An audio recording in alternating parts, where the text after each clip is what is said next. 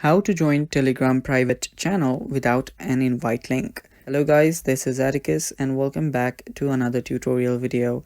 In today's video, I'll teach you guys how you can join Telegram private channel without an invite link. So without any further ado, let's dive right into it. So the first step that you might want to take is open up a web browser. After you on a web browser, simply type in a website called https, give a double colon like this. After you do that, simply give a double slash and type in t.me, and after you do that, give a slash and just type in the name of the channel that you want to join.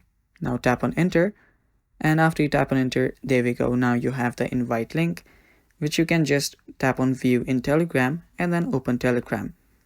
And with that, now you are inside the channel of that very group. And yeah, that's how we do it, guys. That is how you join private channel in Telegram without an invitation link. Thanks for watching. That is all for today's video. Stay tuned for more, and bye bye. Take care.